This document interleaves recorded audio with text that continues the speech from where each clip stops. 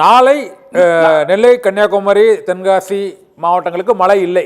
நாளை மழை வெறுத்து இல்லை. காரணம் என்னன்னா, இதே மாதிரி தஞ்சை, திருவாரூர், நாகையிலும் மழை பெய்யாது. எல்லாம் தமிழ்நாடு முழுவதுமே நாளை மழை வாய்ப்பில்லை.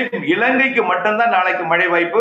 அந்த காற்று சுழற்சி இலங்கையின் தெற்கு புறம் வழியாக தென்கிழக்கு புறத்துக்கு போய் இலங்கையை ஒட்டி தாழ்வு பகுதியாகி 26ஆம் தேதி மண்டலமாகி 27ஆம் தேதி ஆழ்ந்த மண்டலமாகி அல்லது மண்டலமாகவே இலங்கையின் கிழக்கு கரையோரமாக மிக மெல்ல 3 நாள் நகரப்போகுது. 25 உருவாகும், 26 தீவிரமடையும், 27, 28 வட இலங்கையை வந்தடையும்.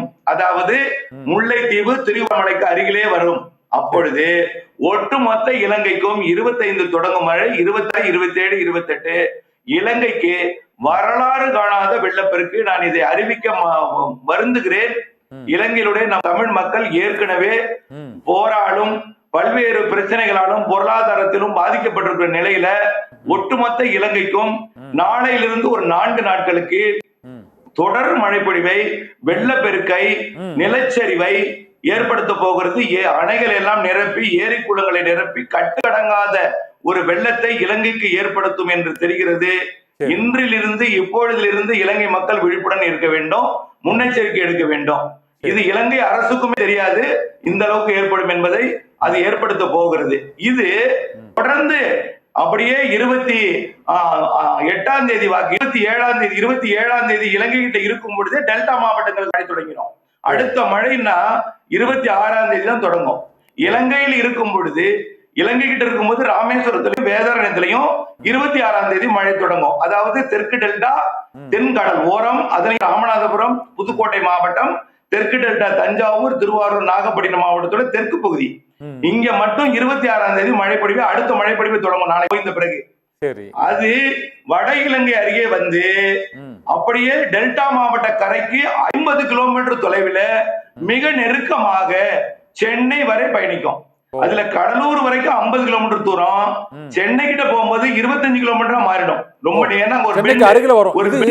இது புயலா அந்த காற்றழுத்த தாழ்வு பகுதியா சார் இது?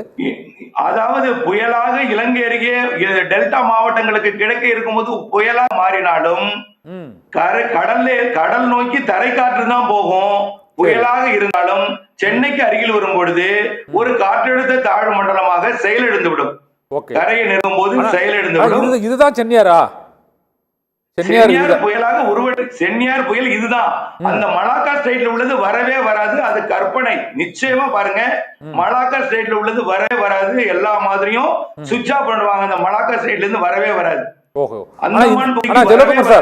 செல்வகுமார் சார், இந்திய வானிலை மையம் வந்து அடுத்த 48 மணி நேரத்தில் இந்த மலாக்கா ஸ்டேட்ல இருந்து தான் அது மண்டலமாக தீவிரம் அடையும் என்றும், அது வந்து இந்த 3 இந்த இன்டர்லிங்க் காற்றழுத்த சுழற்சி இருக்கலாம் நீங்கள் கூறுவது போல இலங்கை, அது போல மற்றொன்று இந்த அரபிக்கடலில் இன்னொரு காற்றழுத்த தாழ்வு சுழற்சி, இந்த சுழற்சிகளோட இன்டர்லிங்கில் ஏற்படக்கூடிய அந்த மாற்றங்கள் தான் வந்து இந்த புயலின் திசையை தீர்மானிக்கும் என்று சொல்லியிருக்கிறாங்க.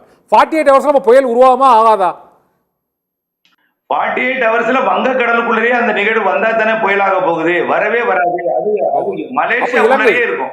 இலங்கையில இருக்குது, இலங்கை தான் மலேசியாவுக்குள்ளேயே தான் இருக்கும். அது மலேசியாவுக்குள்ளேயே இருந்து அப்படியே செயலிழந்து போய்விடும். சரி, அங்கிருந்து அது வந்து வந்தாலும் சுமத்ரா தீவை தாண்டி வங்கக்கடலுக்குள்ள வந்தா தானே புயல். அதை பேச போறதே இல்ல. விரைவிலே அது எல்லாமே அது அப்படியே பொய்யாகிவிடும். அது பொய்யாகிவிடும். இலங்கை கிட்ட இருக்கிறது தான் அது தமிழ்நாட்டுக்கு அருகே வரப்போது. டெல்டா மாவட்டங்களுக்கு கிடைக்க வரும்போது டெல்டா மாவட்டங்களுக்கு எல்லாம் நிறைய மழை. டெல்டா மட்டும் இல்ல, உள்ளே திருச்சியும் தாண்டி மழை இருக்கும். அப்படியே சென்னை ஒட்டி வரும் பொழுது வேலூர் வரைக்கும் மழை இருக்கும். அப்போ அண்ணன் தாண்டி தெற்கு ஆந்திராக்குள்ள நுழையும். அப்படியே சென்னை ஒட்டி தரையில் பாதி கடலில் பாதியாக அப்படியே சென்னையை ஒட்டி நகர்ந்து ஆந்திர பகுதிக்கு போய் திருப்பதி உள்ளிட்ட பகுதிகளுக்கு எல்லாம் நிறைய மழை பொழிவை கொடுக்கும். ஆக இந்த மழை காற்று பாதிப்பு இல்லாத வடகடலோர மாவட்டங்கள், டெல்டா மாவட்டங்களுக்கு மழை பாதிப்பை ஏற்படுத்தும் என்று தெரிகிறது. ஓகே, ஆனா இது வந்து புயலா இல்லையா சார்? புயலாக உருவாக வாய்ப்பில்லை. அப்படியே புயலாக உருவானாலும் இலங்கைக்கும் தமிழ்நாட்டுக்கும் இடைப்பட்ட மண்டலமாக தான் இருக்கும். அப்படியே புயலாக உருவானால் ஒரு நாள் மட்டும் உயிர் பெற்றிருக்கும் அந்த புயல். கரையை தொடும் பொழுது அது மண்டலமா மீண்டும் செயலிழந்து விடும். உருவாக